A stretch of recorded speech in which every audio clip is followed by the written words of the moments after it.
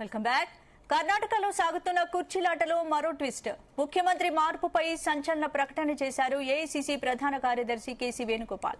CM మార్పు లేదని స్పష్టం చేశారు. హైకమాండ్ పిలుపుతో ఢిల్లీకి వెళ్లిన CM Siddaramaiah, deputy CM DK Shivakumar party పెద్దలతో సమావేశమయ్యారు. 6 గంటల చర్చ తర్వాత సీఎం మార్పుపై పార్టీ ఈ నిర్ణయం తీసుకుందని తెలుస్తోంది.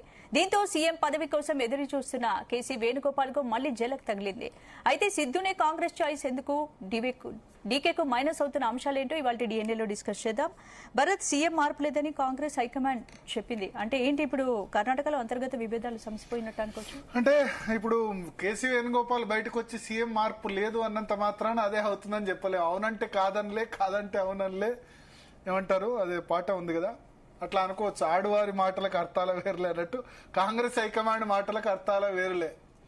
సో ఇప్పుడు సిద్దరామయ్యను పిలిచి 6 గంటలు చర్చించాల్సిన అవసరం లేదు. మనకున్న సమాచారం మేరకు ఏంటంటే ఖచ్చితంగా ముఖ్యమంత్రి మార్పు గురించి చర్చ జరిగింది. 6 గంటల పాటు వాళ్ళు చర్చించారు. సీఎం మార్పు ఎటువంటిది ఉండదు అని కేసీ వేణుగోపాల్ బయటకు వచ్చి చెప్పారు. కానీ ఇప్పుడు సిద్దరామయ్యకి అక్కడ ప్రపోజ్ చేసిన విషయం, ఎందుకంటే రాహుల్ గాంధీ, మల్లికార్జున ఖర్గే, సిద్దరామయ్య, డీకే శివకుమార్ నలుగురు ఉన్నారు. ఇప్పుడు సిద్దరామయ్యకి అక్కడ కాంగ్రెస్ హైకమాండ్ ఏం ప్రపోజ్ చేసిందంటే రాజ్యసభ ఎన్నికలు ఇప్పుడు జరగబోతున్నాయి. రాజ్యసభ ఎన్నికల నోటిఫికేషన్ వచ్చింది. ఆంధ్రప్రదేశ్లో, తెలంగాణలో,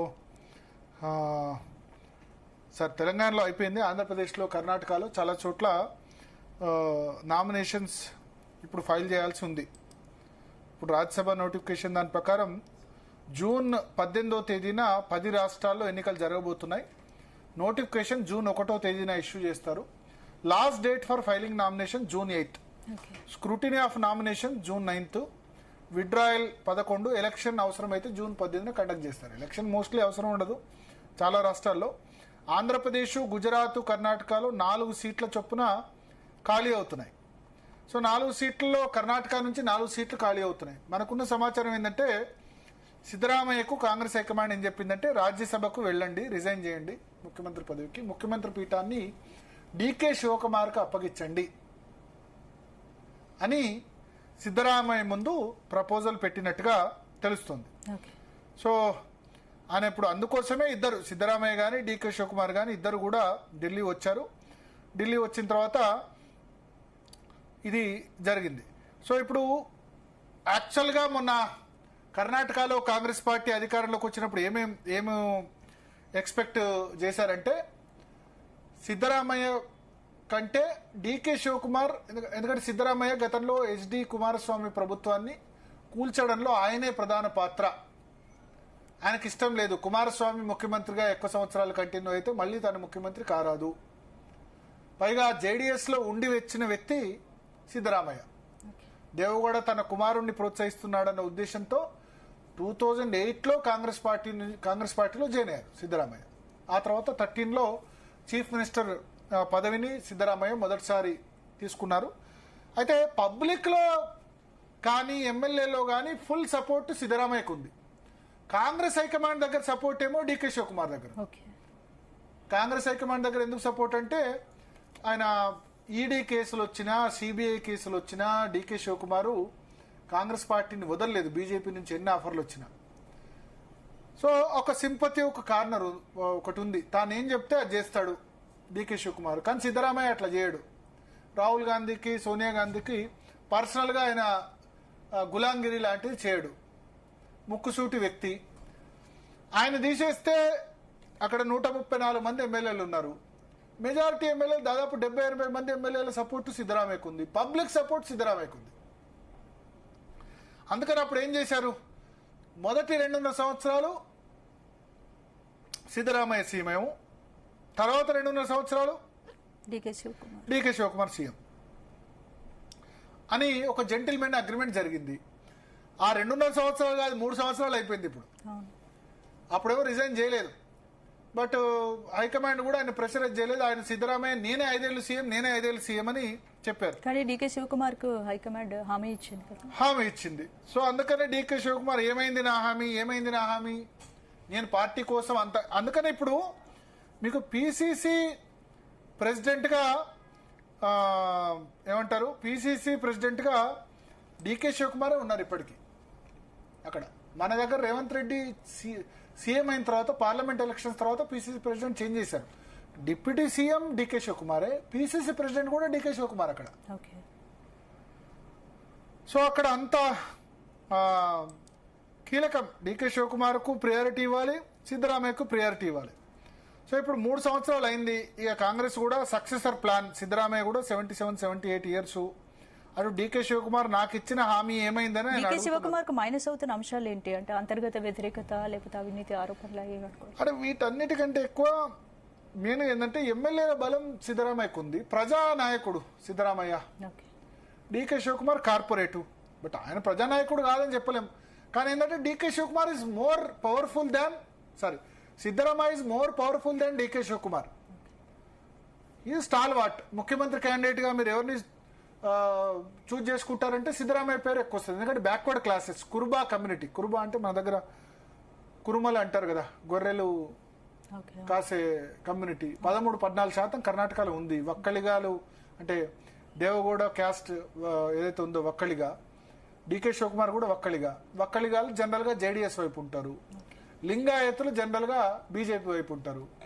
కాంగ్రెస్ వైపు కురుబాలు రావడానికి సిద్ధరామయ్య కారణం. పైగా సిద్ధరామయ్య అహిందా లీడర్ అంటారు. అహిందా అంటే ఇటు కురుబా, మైనారిటీ, ఎస్సీ ఈ ఓటు బ్యాంక్ అంతటి కూడా సిద్ధరామయ్య శాసిస్తూ ఉంటారు. సో దానికి ఒక కారణం. డికే శివకుమార్ ప్రజాదరణ తక్కువేం కాదు, కానీ సిద్ధరామయ్యతో పోలిస్తే తక్కువనే. ఎమ్మెల్యేలు సిద్ధరామయ్య సీఎంగా ఉండాలని కోరుకుంటారు. ఎమ్మెల్యేల సపోర్ట్ సిద్ధరామయ్య ఉంది. గతంలో ఇప్పుడు కాంగ్రెస్ పార్టీ జాతీయ అధ్యక్షుడిగా ఉన్న మల్లికార్జున ఖర్గే 2013లో ముఖ్యమంత్రి పదవికి పోటీ పడ్డారు. అప్పుడు సోనియా గాంధీ ఏం చేసిందంటే ఎమ్మెల్యేల మధ్య పోలింగ్ పెట్టేసింది. జనరల్ గా కాంగ్రెస్ హైకమాండ్ సెలెక్ట్ చేస్తారు కదా, చూస్ చేసుకోకుండా ఎమ్మెల్యే మధ్య ఓటింగ్ పెడితే మల్లికార్జున ఖర్గే కంటే కొత్తగా పార్టీలోకి వచ్చిన, అంటే 5 సంవత్సరాల క్రితమే పార్టీలోకి వచ్చిన సిద్ధరామయ్యకి ఎక్కువ ఓట్లు వచ్చాయి. సిద్ధరామయ్య సీఎం చేశారు. సో కాంగ్రెస్ కు హైకమాండ్ కు సిద్ధరామయ్య పెద్దగా ఇష్టం ఉండదు.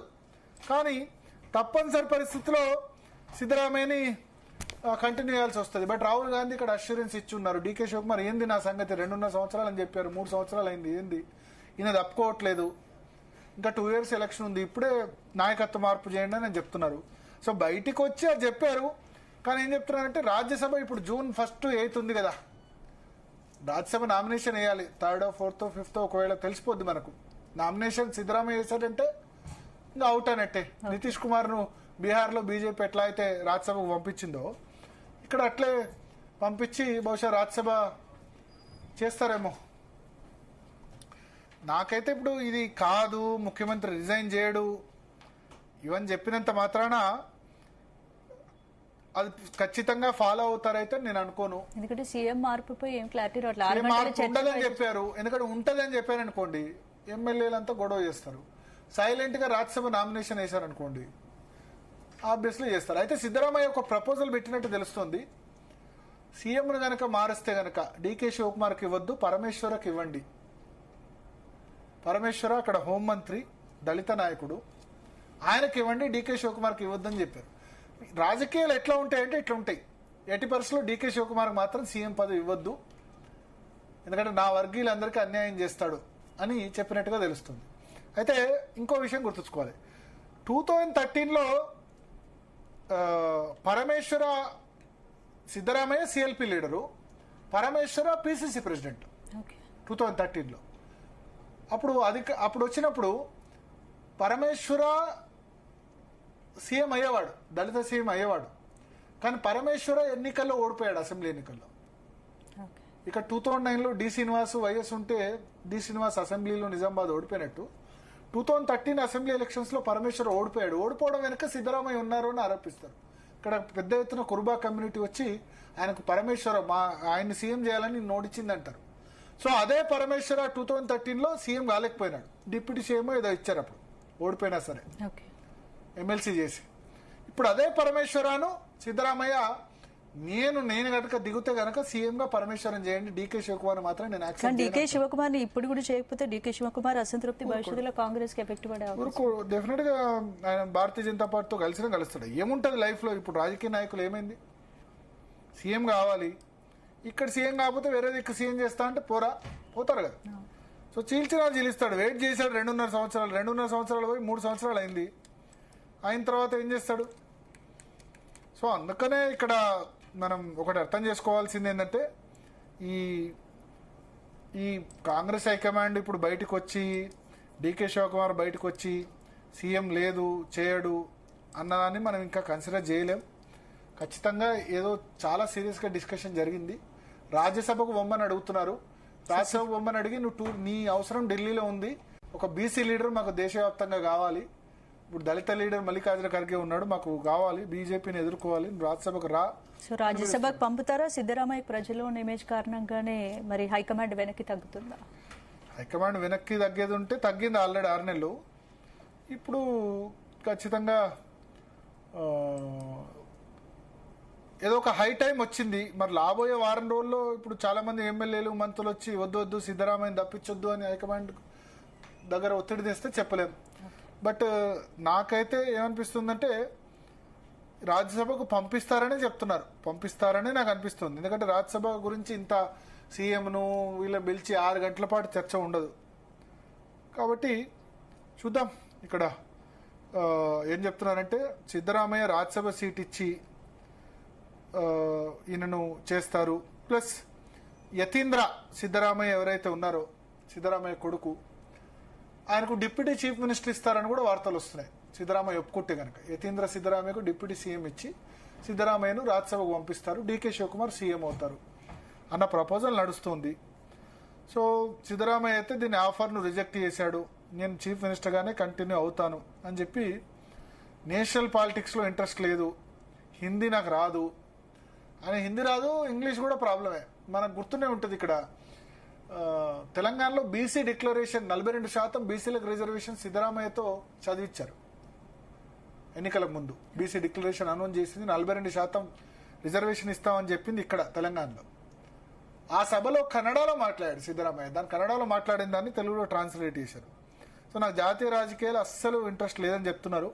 సో ఈ మీటింగ్ తర్వాత ఎనర్జీ మినిస్టర్ కేజే జార్జు, బైరాతి సురేష్, తర్వాత పరమేశ్వర, సతీష్ జార్కిహోలీ వీళ్ళందరితో కూడా సిద్ధరామయ్య తన సన్నిహితులందరితో కూడా సమావేశం అవుతున్నారు. ఇంకోవైపు deputy CM Shivakumar, Rahul Gandhi, Mallikarjuna Kharge, AICC incharge Randeep Singh Surjewala, KC Venugopal వీళ్ళందరితో కూడా సమావేశమయ్యారు. సో చూద్దాం. అండ్ అయితే ఒకటి, డిప్యూటీ సీఎం పదవిలో మార్పు లేదు అని కేసీ వేణుగోపాల్ అనౌన్స్ చేసినప్పుడు కొంత అసంతృప్తిగా మనకు డీకే శివకుమార్ కనిపించారు. ఆయన అయితే మాట్లాడలేదు. సిద్ధరామయ్య, డీకే శివకుమార్ ఇద్దరిని పక్కన పెట్టుకుని కేసీ వేణుగోపాల్ మాట్లాడారు. సో ఇప్పుడు లేదు, మార్పు లేదు, సీఎం మార్పు లేదని చెప్పినంత మాత్రాన రాబోయే 10 రోజుల్లో లేదని చెప్పలేము. కాదంటే అవుననిలే, అవునంటే కాదనిలే. నాకైతే సీరియస్గా డిస్కషన్ జరుగుతుంది. ఈ నెక్స్ట్ 10 డేస్లో క్రూషియల్. ఇప్పుడు కనుక రాజ్యసభకు పోకుంటే సిద్ధరామయ్య ఇంకా సీఎం చేంజ్ ఇప్పట్లో కనీసం ఒక 6 నెలల వరకు అయితే ఉండదని మనం చెప్పాల్సి ఉంటుంది. రైట్ బ్రదర్, ఇక నెక్స్ట్ టాపిక్ లోకి వెళ్లే ముందు డిఎన్ఏలో 1 hour short break. Stay tune.